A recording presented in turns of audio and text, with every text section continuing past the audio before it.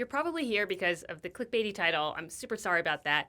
But clickbaity or not, I promise it's actually true. And I just really wanted to pass on this tip because it's something that I feel like not a lot of people really do or think about, but is so easy and could mean serious money back into your pocket. Hey guys, Jessica here. Today I wanted to talk about negotiating your rent. And so many people act like rent is this fixed number, but it's actually not. So here's my story. Earlier this year, I was thinking about renewing my lease, and the landlord reached out about a couple months before the lease was up and said, hey, we'd like to have you continue, and we think that the price needs to go up by $100 a month.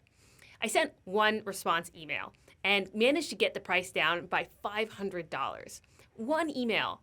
Like, it was so easy, and boom, $6,000 savings over the course of a 1-year lease. So what I wanted to do here is talk about how to negotiate your rent. So I'm going to cover step by step exactly what I did. And also I'll include a specific template email that you could literally rip off word by word if you wanted. So make sure to stick around until the end for that. But before diving in, the biggest point that I want to make here is that rent is usually the biggest expense that people have on a month-by-month basis. And so even shaving off a small percentage off of that number can add up in a big way. And on top of that, there is no downside to asking. I know that the pain of rejection is really scary. It is scary for me as well. But just remember that they're not going to evict you for asking. They're not going to send an email around to the entire complex saying, hey, Jessica's a cheap ass. They won't do that. The worst they can do is say no, and your ego takes a hit. So just remember that. If you take away nothing else from this video, it's that you should make the ask. So jumping into it, 5 steps to negotiating your rent. The first step is to do your research. And what I mean by this is that about 2 to 3 months before your new lease is supposed to start, you should be casually browsing around, looking around at similar properties in the area.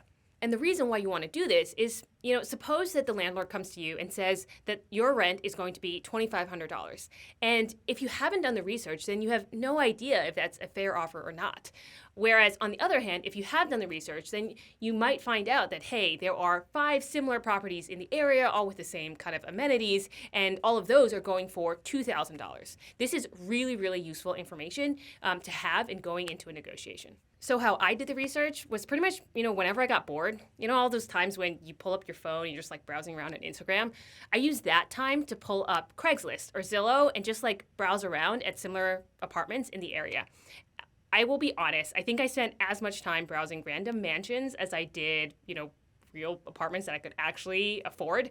But anyway, I would, every single time I found an apartment that was like similar to mine, same number of bedrooms, built around the same time frame, that kind of stuff, I would like take a photo or take a screenshot of that and just save it, especially if it was a lot cheaper than what I was currently paying. And then over the course of a few months, I had built up like 4 to 5 of these screenshots that I could credibly send to the property manager and be like, hey, don't mess with me. I know what I'm talking about. Step 2 is to talk yourself up. If you put yourself in the shoes of the manager or the landlord, they don't care about finding just any tenant. They want to find a good tenant. So somebody who's going to make their payments on time, somebody who's going to take good care of the place. So if you are renewing your lease, you can definitely mention in that email to the landlord or the manager that, hey, you've been really great as a tenant, that you've made all of your payments on time, et cetera, which is what I did in my case.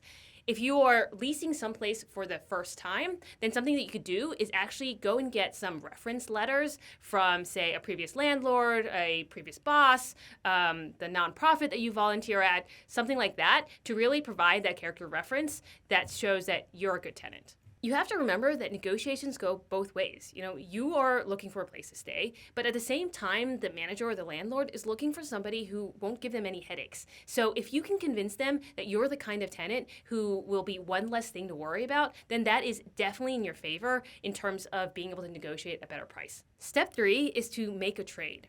So another really good negotiating technique is to Trade on something that, hey, you don't care as much about. So an example of this is, say the apartment that you're renting comes with a parking spot, but you don't have a car. If that's the case, then you could offer to say, hey, I don't need this parking space in return for lower rent. Or some other things you could offer to pay a few months of rent up front. You could offer to extend the length of your contract for a little longer.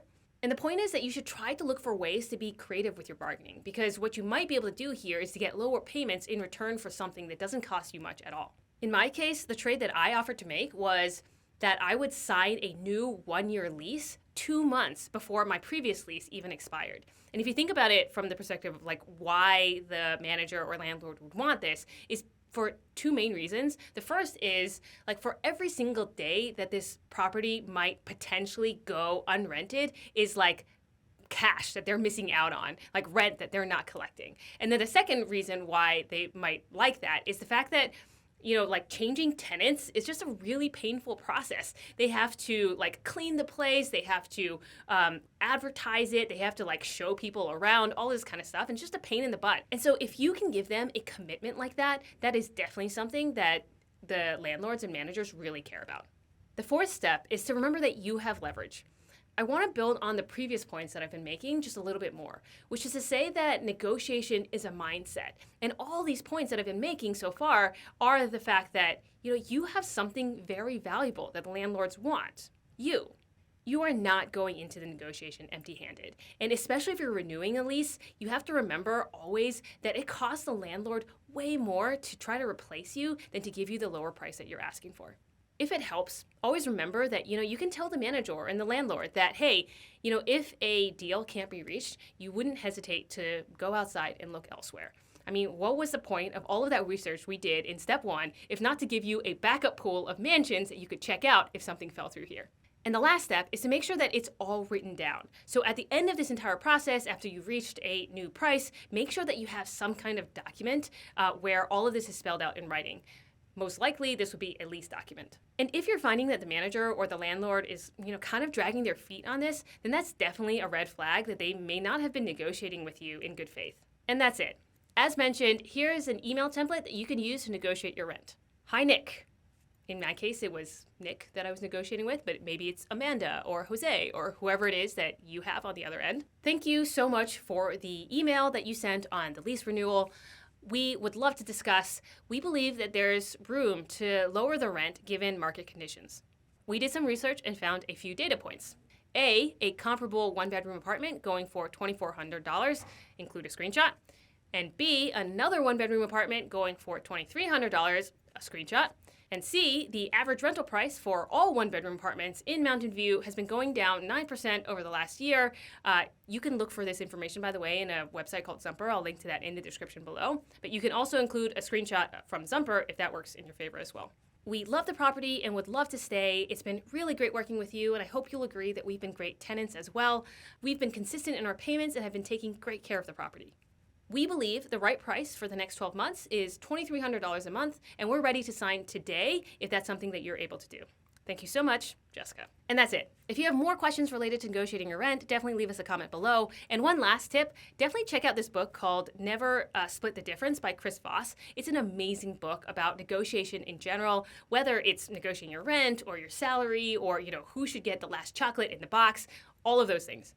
Also, if you'd like more support with personal finances, definitely check out Uprise. I've linked to us in the description below as well. We put together Wall Street level personalized financial plans completely and 100% for free. So if you have questions around budgeting or retirement or employer benefits, whatever it is, we're happy to help. And on average, we've put $100K in net worth back into people's pockets. Other than that, if you'd like to see more videos like this one, please give us a thumbs up, hit that subscribe button, and click the bell for notifications. See you guys next time.